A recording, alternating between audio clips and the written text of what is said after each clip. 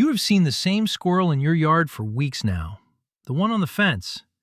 The one that freezes when you open the door. The one that all... You probably thought it was nothing. A squirrel being a squirrel. Hopping, digging, climbing, the usual. But what that squirrel has been doing in your yard for the last several weeks is not random. It is not casual. It is a sequence of specific, deliberate actions assembled over time toward a goal you cannot see yet. The squirrel has been planning something. And the part most people never realize is how far ahead that plan reaches, how much of your yard it already involves, and how much it depends on you. Welcome back to the Squirrel Mind. Subscribe before you leave because what you are about to learn is happening in your yard right now, in plain sight, and you have been walking past it without ever seeing the shape of it. Stay until the end. The last thing we cover is the part of the plan that involves your house specifically, not the yard, not the trees, the house. And once you see it, you will not be able to unsee it. Number 1. What the squirrel has actually been doing every time you saw it. You watched it cross the fence. You watched it stop on the branch. You watched it dig in the lawn and then move 3 feet over and dig again. You assumed it was foraging. Most of the time, it was not foraging. It was caching. The eastern gray squirrel buries food not in piles, not in stores, but in a system called scatter hoarding. A single squirrel will bury thousands of individual nuts across hundreds of separate locations through a single autumn.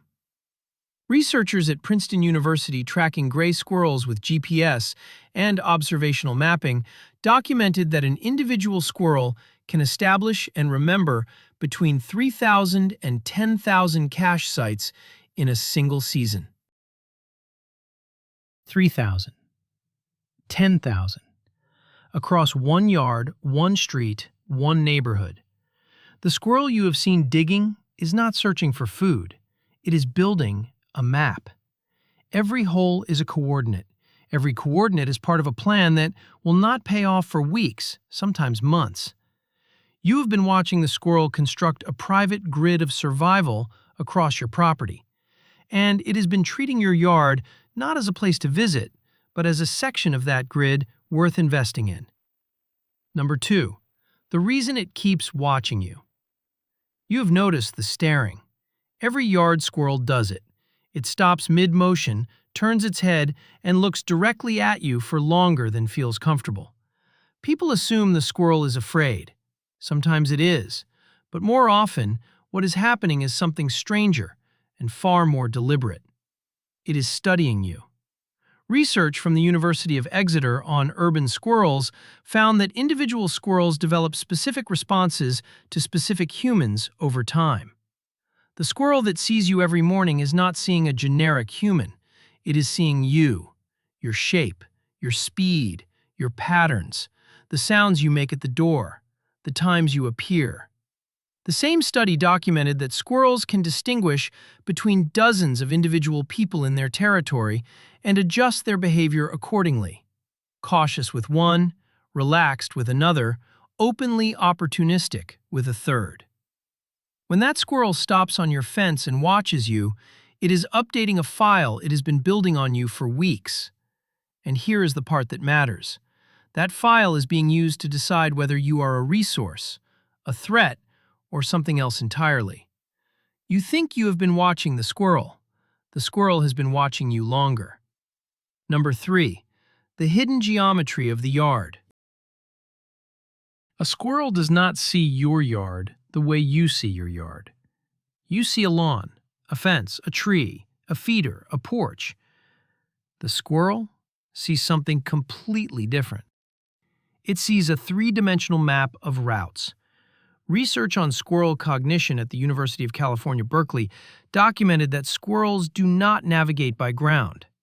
They navigate by what biologists call the arboreal highway, a continuous network of branches, fences, wires, gutters, and roof edges that lets them move across an entire neighborhood without ever touching the ground.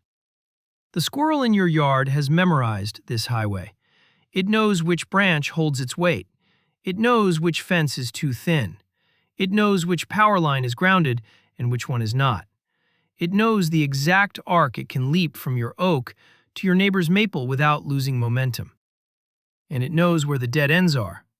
If a hawk drops on it from above, the squirrel does not run. It moves to a pre-decided point on the map, a specific branch, a specific crack in the bark, a specific edge of a roof. That escape route was chosen weeks ago and tested quietly when no one was looking. The squirrel you watch lazily walking the top of the fence is not lazy. It is rehearsing.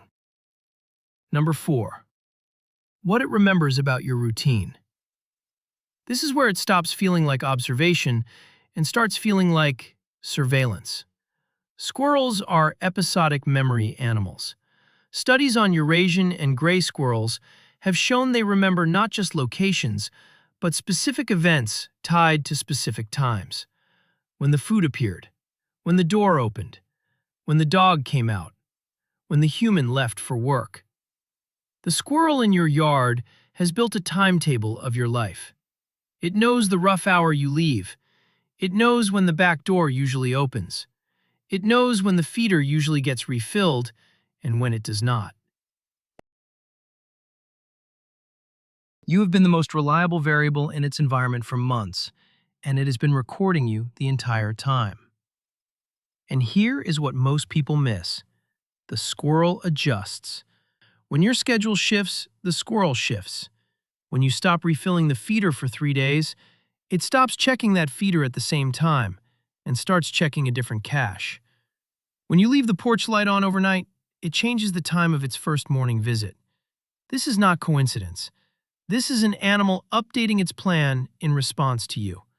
You are part of the plan now. You have been for a while. Number 5. The buildup nobody notices. Everything we have talked about so far is happening simultaneously. The caching, the studying, the route mapping, the schedule tracking. None of it is isolated. All of it is building towards something. In the language of wildlife biology, the squirrel is preparing for a survival event. Winter, a storm, a food shortage, a predator presence. The plan is not a single goal. It is a layered set of contingencies, each one developed during the calm weeks when nothing seemed to be happening. Researchers studying squirrel cognition describe this as future-oriented behavior. The squirrel is not living in the moment. It is living several weeks ahead of the moment. Every cache, every observation, every memorized route, every adjustment to your schedule is part of a system that will activate the day the squirrel needs it.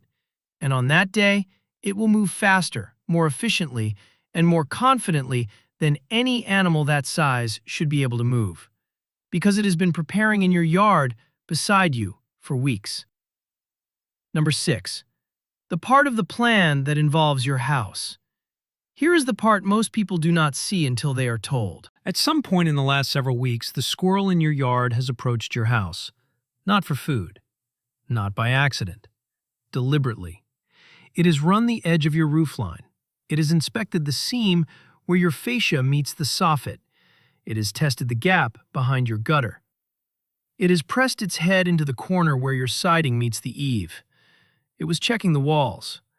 Research from wildlife management agencies across the eastern United States has documented that gray squirrels begin scouting potential nest cavities, including those in human structures, weeks before they actually attempt to use them. Attics, soffits, wall voids, garage corners. The scouting phase is silent. The use phase is not.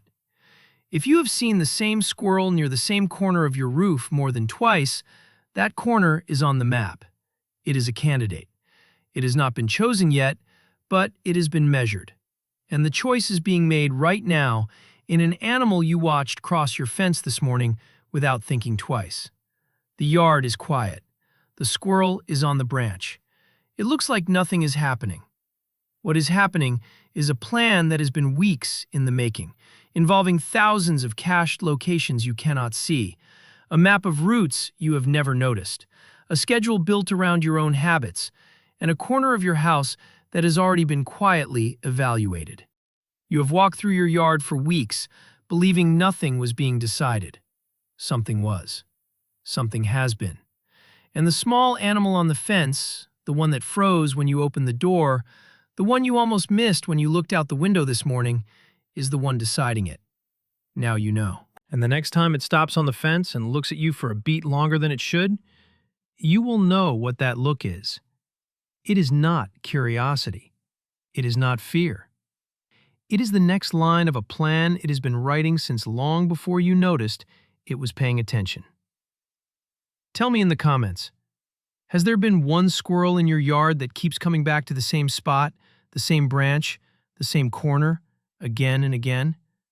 I want to hear about it. I read every one. These are the stories I carry the longest. I'll see you in the next one.